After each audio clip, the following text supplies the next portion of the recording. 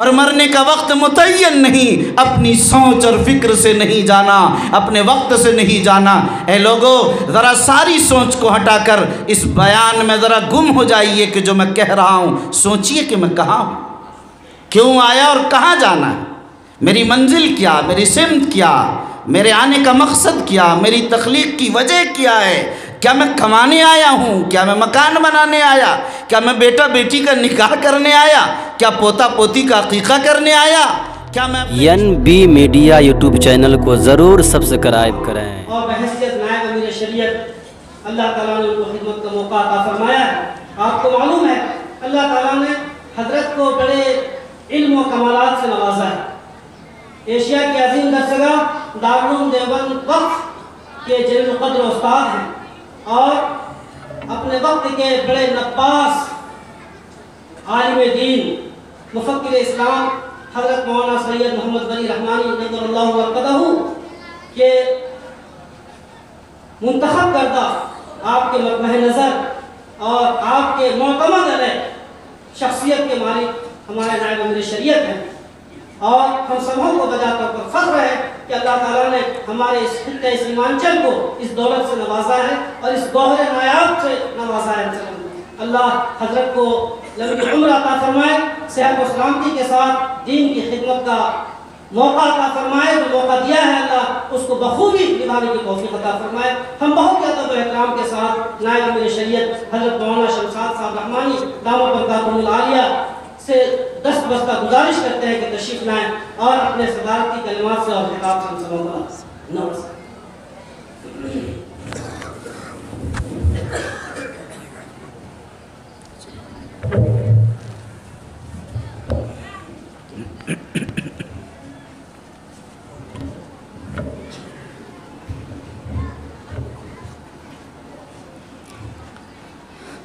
الحمد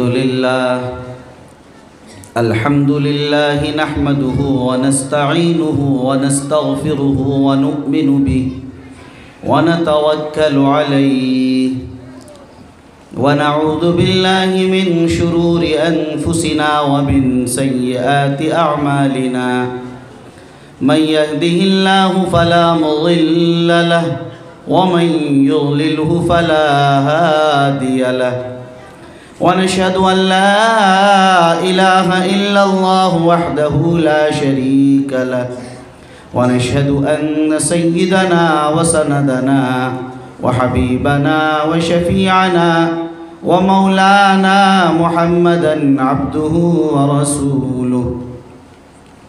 أعوذ بالله من الشيطان الرجيم، بسم الله الرحمن الرحيم، وأطيعوا الله ورسوله ولا تنازعوا فتفشلوا وتذهب ريحكم واصبروا إن الله مع الصابرين،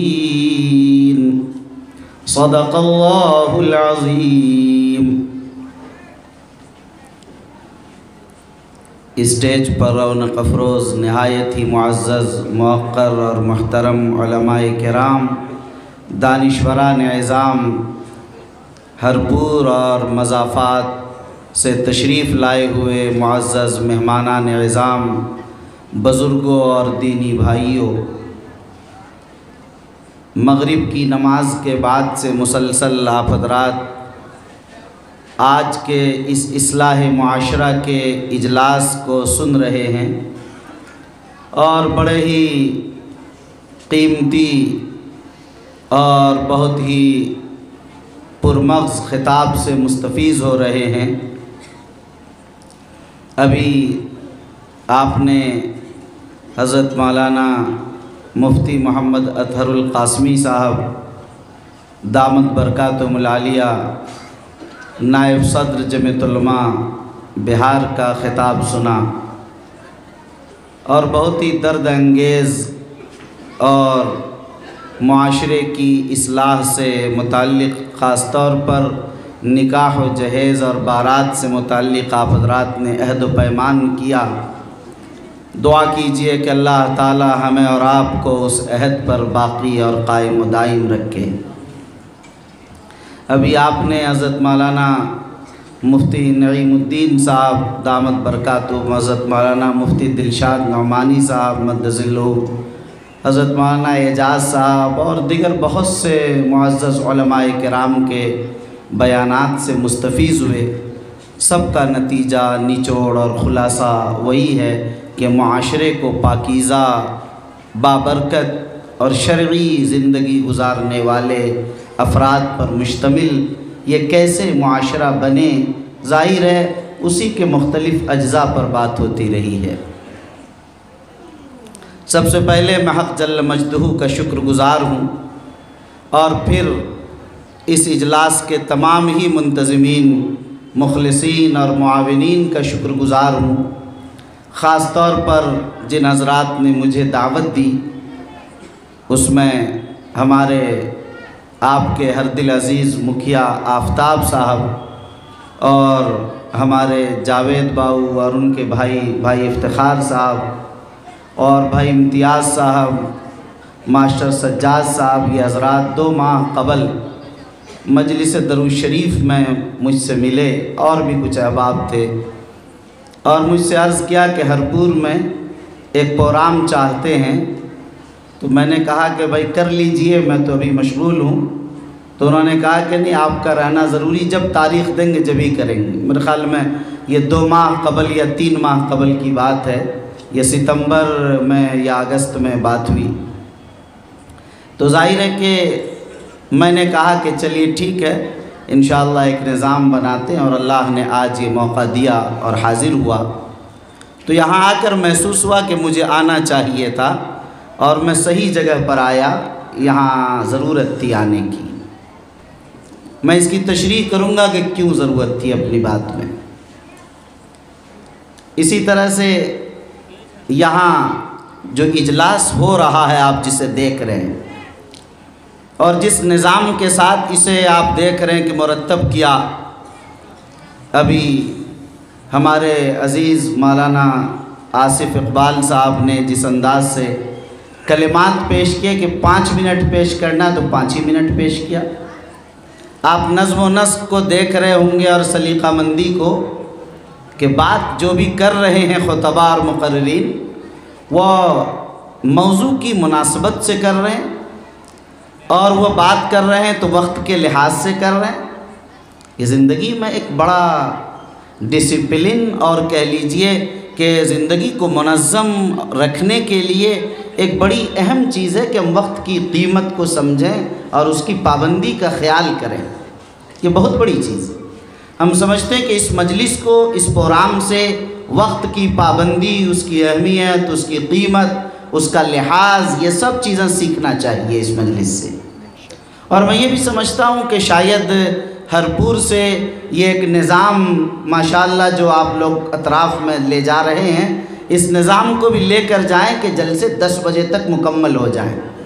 کتنا اچھا ہے کہ مغرب بعد بیٹھے اور تھوڑا سا چائے پانی کر کے صرف آ گئے، تو 10 بجے جا کر کھانا کھانے میں کوئی مسئلہ نہیں، ہم ہر چیز سے فارغ، اپنے معمول سے کام ہو جائے گا۔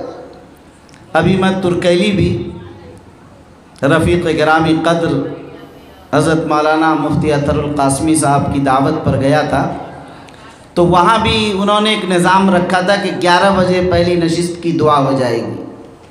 تو اللہ تعالیٰ نے ایسی توفیق دے کہ میری ہی آخری تقریر تھی، تو 10:59 پر تقریر مکمل ہو گئی اور 11 بجے دعا شروع ہو گئی۔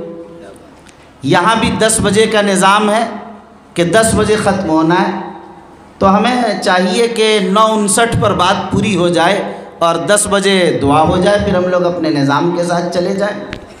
لوگ سمجھتے ہیں کہ بات یہ معمولی ہے، مگر یہ معمولی نہیں، یہ بات غیر معمولی ہے۔ زندگی میں اوقات کا لحاظ یہ اتنا اہم ہے کہ آپ کو حیرت ہوگی یہ سن کر کہ جو لوگ کام کرتے ہیں وہ کس طرح وقت کی پابندی کرتے ہیں۔ استاذ گرامی قدر صاحبزادہ حکیم الاسلام حضرت مولانا محمد سالم صاحب قاسمی رحمۃ اللہ علیہ جب بھی کہتے تھے 10 بجے، تو 10 بجے کا مطلب 9:55 ہوتا تھا، اور اگر 10:02 پر جو رفیق سفر جانے والا ہے سفر میں اگر نہیں آیا تو وہ 10:03 پر نکل جاتے تھے ان کو چھوڑ کر کہ آپ نہیں آ سکے تو میں کیا کر سکتا ہوں۔ خود ان کے بیٹے موجودہ دارالعلوم دیوبند کے وقف کے محتمم مولانا سفیان قاسمی ساتھ میں دلی گئے، اور یہ تھا طے کہ تم کو جہاں جانا جاؤ، 4 بجے یہاں سے روانگی ہے۔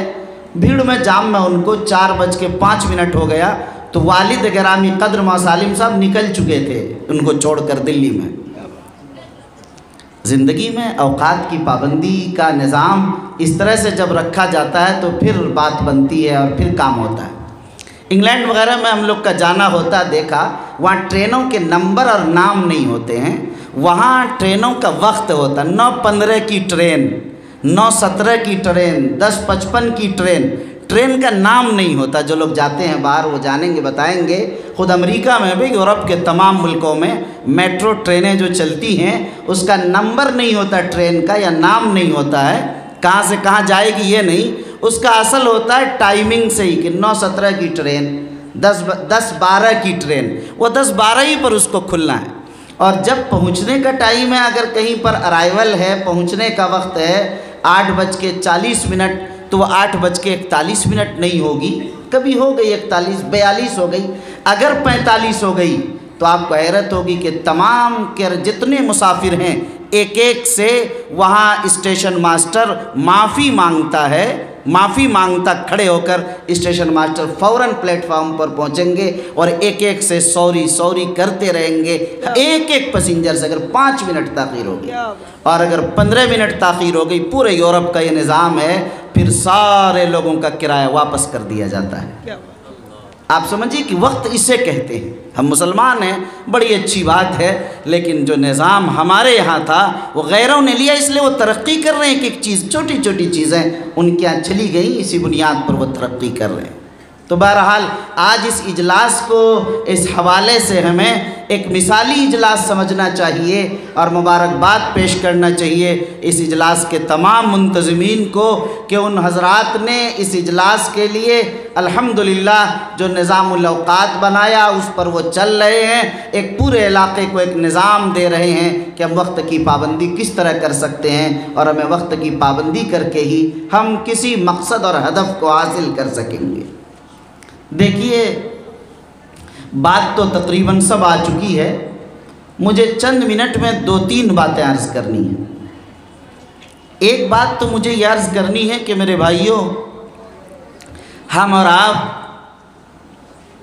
کو اللہ نے پیدا کیا، اللہ ہی ہمیں موت دے گا، اللہ ہی قبر میں اپنے فرشتوں کے ذریعے ہمیں جزا یا سزا دے گا، اور میدان محشر میں اللہ ہی حساب و کتاب لے گا اور جنت و جہنم کا فیصلہ کرے گا۔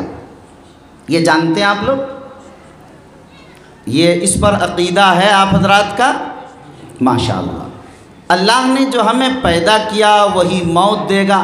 ہم اور آپ اپنے انداز سے آ گئے ہیں کہ ہمیں 2023 میں پیدا ہونا تھا یا 2010 میں، یا اللہ نے جب چاہا اچانک ہم پیدا ہو گئے، اچانک پیدا ہو گئے، اور اللہ جب چاہے گا بلا لے گا، نہ ہم آنے میں اختیار ہے ہمارا نہ جانے میں اختیار ہے۔ تو کیا بتائیے کہ دنیا میں رہنے کا، زندگی گزارنے کا ہم کو اختیار ہوگا یا اللہ کے جس نے بھیجا جو بلائے گا، ظاہر ہے کہ اسی کا اختیار چلے گا، اسی کا اختیار چلے گا، اسی کا اختیار چلے گا۔ اور یہ بھی آپ جانتے ہیں، لوگ سمجھتے ہیں کہ ہم پیدا ہو گئے اور ہم جتنی محنت کریں گے، کھائیں گے، کمائیں گے، اللہ کچھ نہیں کرتا۔ ہم محنت کرتے ہیں تو کھاتے ہیں، محنت کرتے ہیں تو ترقی کرتے ہیں، محنت کرتے ہیں تو عالیشان بنگلے بناتے ہیں، اور محنت کرتے ہیں تو ہم کامیابی حاصل کرتے ہیں۔ نہیں، یہ آپ نہیں۔ اگر یہ سوچ ہے ہر پور کے نوجوانوں مسلمانوں تو خدا را یہ سوچ کفریہ سوچ ہے، یہ شرکیہ سوچ ہے، یہ سوچ قارونی سوچ ہے۔ قارون نے بھی یہی کہا تھا، ان قارون کان من قوم موسیٰ فبغى علیہم وآتیناہ من الکنوز لتنوء بالعصبة اولي القوة اذ قال له قومه لا تفرح ان اللہ لا يحب الفرحین وابتغ فيما آتاك الله الدار الآخرة ولا تنس نصیبك من الدنیا واحسن كما احسن اللہ الیک۔ ایک پورا واقعہ قارون کا ہے۔ قارون یہی کہتا تھا، یہ تو میری ہاتھ کی کمائی ہے، میں نے محنت کی ہے۔ دھسا دیا گیا زمین میں، بتا دیا گیا کہ تیری دولت، ارے تو بھی اپنا نہیں ہے اور اپنے وجود کا مالک تو بھی نہیں ہے، धंसा दिया गया, दौलतों को ख़त्म कर दिया गया। आप बताइए कि क्या रह गया? हम भी अगर वही सोच रखते हैं 2023 जैसी मादियत के दौर में, तरक्की याफ्ता दौर में, इंटरनेट और फेसबुक और यूट्यूब के दौर में, जहां उलूम और मवादात की कसरत होती चली गई, इतना ज़्यादा कि घर बैठे दुनिया के अजीम लेक्चरर्स और मुकर्रिरीन और खुतबा की तकरीरें हम सुन सकते हैं, अजीम कुर्रा और अजीम लोगों की तिलावत और कुरान की आवाज़ से अपने घरों को मुनव्वर कर सकते हैं। ज़ाहिर है कि इस दौर तरक्की में अगर कोई ये सोचे कि मैं अपनी मेहनत से जो करता हूँ वही होता है, उससे बड़ा जाहिल, उससे बड़ा नादान और गाफिल और उससे बड़ा अहमक और बेवकूफ़ कोई नहीं हो सकता। क्या उसने नहीं देखा कि तू नहीं, वो जिस शद्दाद ने जन्नत बनाई थी वो अपनी जन्नत भी नहीं देख सका, खुदा ने ऐसी लानत की कि जन्नत नहीं देख सका।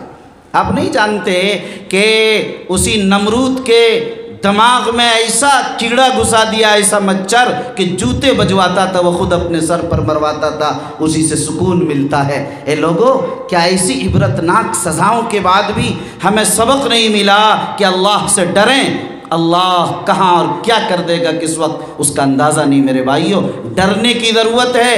किसी दौलत के नशे में, किसी ताकत के गुरूर में, किसी ख़ानदान और आबादी और अक़वाम की कसरत और लाठी की नशे में खुदारा मगरूर मत हो जाइए, नशे में मबहूत मत हो जाइए। उसमें धूत होकर अल्लाह की वहदानियत, अल्लाह की कुदरत, अल्लाह की ताकत को मत भूल जाइए। वो आप क्या हैं? वो तो जो खुदा होने का दावा करता था, फ़िरौन उसे डबो कर क़यामत तक के लिए इबरतनाक बना दिया और क़यामत तक के लिए उसे एक इबरत का सामान बना दिया गया।